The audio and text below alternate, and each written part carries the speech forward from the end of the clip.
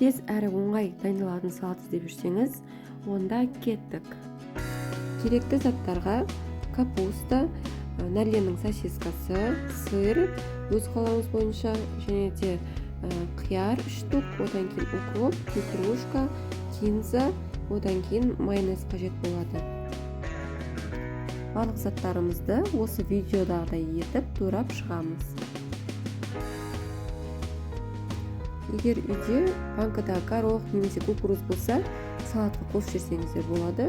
Барлығы өз қолыңызда және өз қалауыңыз бойынша қоса бересіз. Бұл салатты мен көбіне түскі уақытта дайындаймын, яғни тез әрі оңай, заттарда пісіретін заттар жоқ, қажет етпейді, әрі пайдалы салат.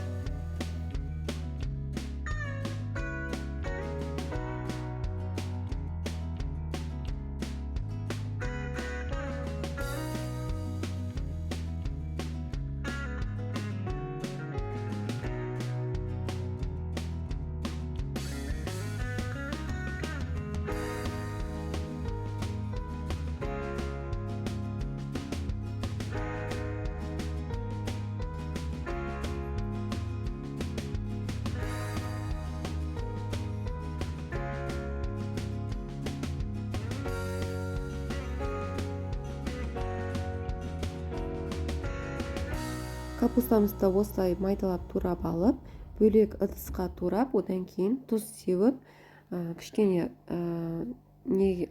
су шыққанға шейін осылай езіп аламыз.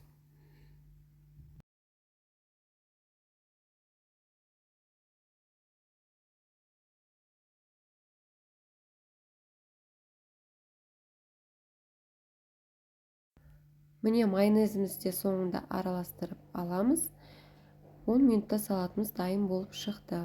Астарыңыз дәмді болсын.